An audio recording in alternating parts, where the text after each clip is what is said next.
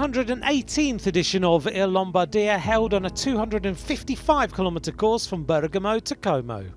Tadej Pogačar on the start line in his World Championship kit, Olympic champion Remco Evenepoel also there, and many other riders looking to win the final monument of this year's season.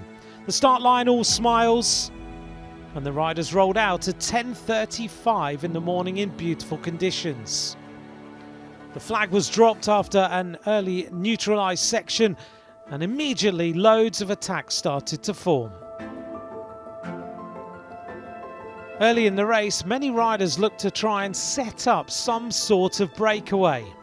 Particularly active were the teams of the likes of Ineos Grenadiers and Jayco Alula. In the initial pre-Alps climbs, before we got to the likes of Valpiana, there were many moves.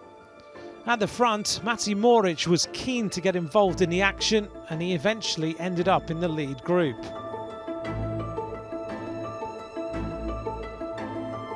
Other riders who broke away included Dani Martinez of the Red Bull Bora Hansgrohe team. Also Eddie Dunbar, who had just recently finished well in La Vuelta with 2 stage victories. As the early climb started to make some legs hurt, Tadej Pogačar was quite comfortable at the front. Eventually 21 riders broke away and started to build their leads. Their lead went from 1 minute to 2 minutes. Driven along by the squads at the front and behind, eventually UAE Team Emirates decided when the gap got to 4 minutes that they had to make sure they brought the gap back.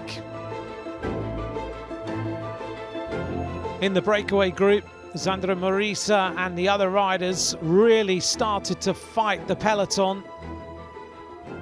But the work done by UAE Team Emirates really started to bring the breakaway back. First it was Rafael Majka and then the rest of the squad. Onto the climb of Madonna del Ghisallo, and the breakaway's lead started to tumble. Madonna del Ghisallo is one of the key climbs in world bike racing.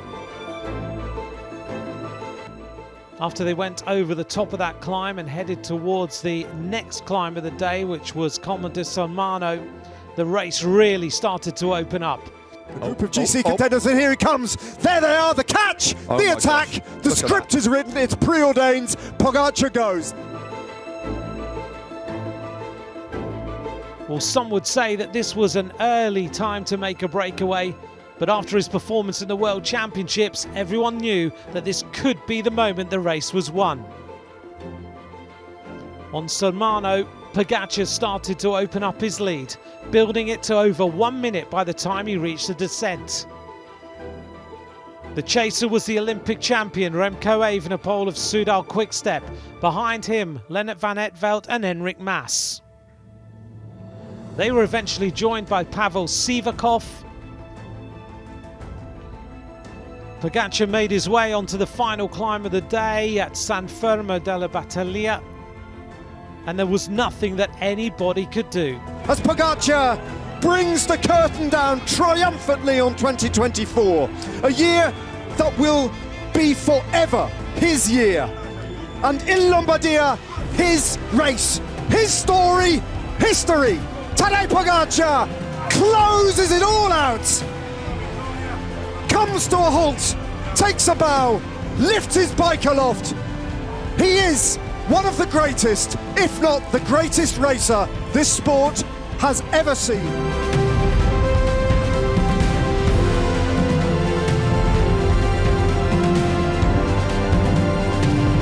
Remco Evenepoel, very emotional on the finish line in second place.